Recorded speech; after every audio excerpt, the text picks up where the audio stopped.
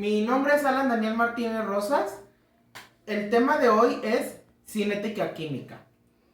Para empezar el tema tendremos que conocer qué es la cinética química. Bueno, la cinética química es la parte de la química que estudia la velocidad o la rapidez con la que transcurren las reacciones químicas y se refiere a la valorización de las concentraciones de reactivos y productos en el tiempo. Para comprender más este tema, haremos 3 experimentos. Nuestro primer experimento consta de poner media taza de agua en 2 recipientes. Para este proceso necesitaremos 2 pastillas Alka-Seltzer. Bueno, una la dejaremos entera y la otra la tendremos que machacar hasta dejarla hecha polvo.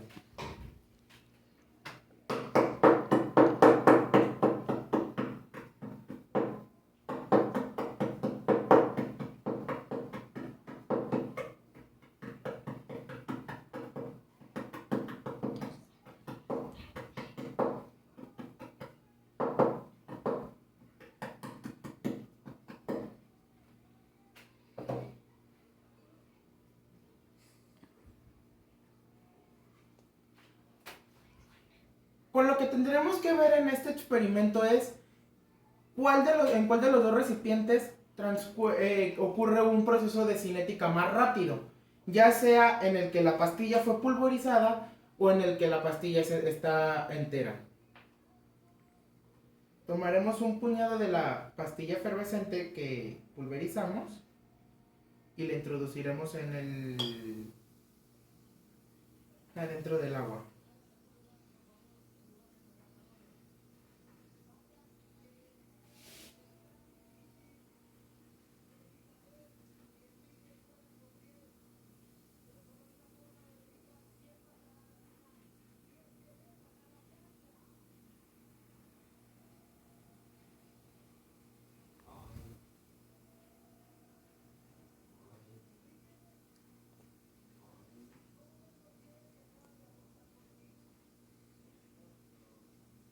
Como podemos ver en el video, aquí está ocurriendo el proceso mucho más rápido. Ya las burbujas empezaron a subir. En este segundo recipiente en el que echamos la pastilla entera, apenas se está terminando de pulverizar, cuando en este proceso ya terminó. Ok, ¿cuál de los 2 recipientes a la observación podemos decir que ocurrió más rápido? Bueno, fue en el que la pastilla fue pulverizada.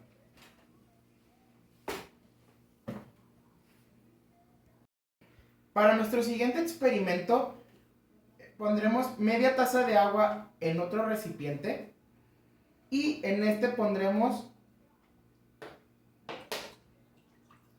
vinagre.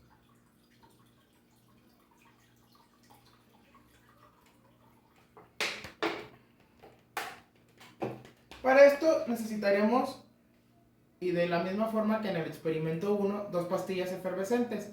A diferencia del otro experimento, en esta van a ser las 2 enteras. Veremos cuál reacción se produce más rápido.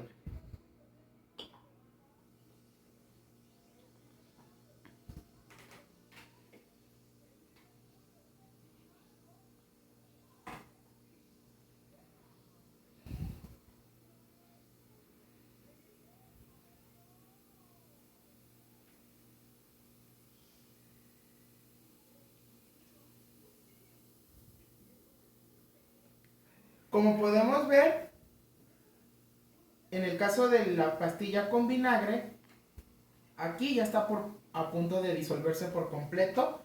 Y aquí en el agua, pues apenas está terminando de hacer efervescencia.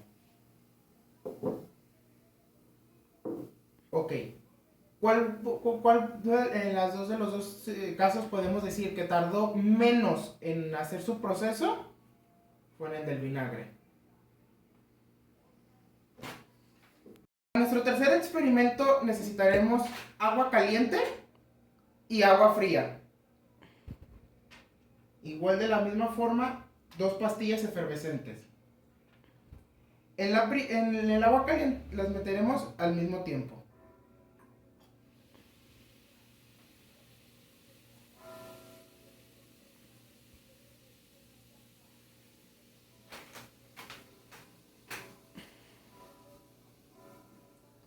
Para este caso, podemos observar que la pastilla efervescente en el agua fría todavía no termina de disolverse.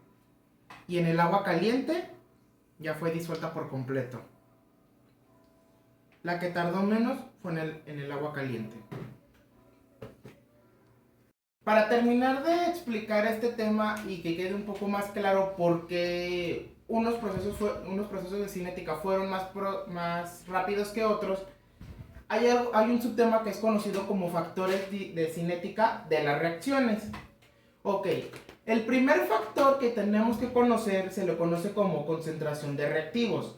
Bueno, el perfil general de la reacción es tal como el tiempo no solo disminuye y la concentración de reactivo, sino que además disminuye la velocidad de cambio de esta concentración. En este punto tenemos dos puntos a nuestro favor, que es las reacciones de primer orden, que son aquellas en las que la velocidad depende de la concentración de un reactivo elevado a la primera potencia, y las reacciones de orden 2, que son aquellas cuya velocidad depende de la concentración de uno de los reactivos elevados al cuadrado o bien a la concentración de dos reactivos distintos elevados, cada uno de ellos a la primera potencia. La velocidad de una reacción depende de la temperatura a la que tiene lugar. Así, un aumento de 10 Kelvin implica una duplicación de la velocidad de la reacción. Por otra parte, una disminución de la temperatura de la velocidad. Es por esto que para disminuir la velocidad de la descomposición bacteriana de los alimentos, estos se congelan a temperaturas inferiores a 0. La temperatura es otro punto que es otro factor de las reacciones endotérmicas, de las reacciones cinéticas. La temperatura es la rapidez de las reacciones químicas, aumentan o disminuyen conforme se eleva o se disminuye una temperatura. Por ejemplo, las reacciones bacterianas que conducen a la descomposición de la leche se llevan a cabo con una mayor rapidez a temperatura ambiente que a temperaturas bajas. La medición de la velocidad, de las velocidades de reacción deben de efectuarse a temperaturas constantes porque el calentamiento las modifica.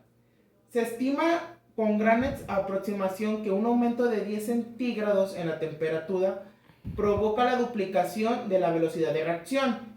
Por ejemplo, en la reacción del carbono de calcio con ácido clorhídrico se desprende un determinado volumen de dióxido de carbono gaseoso.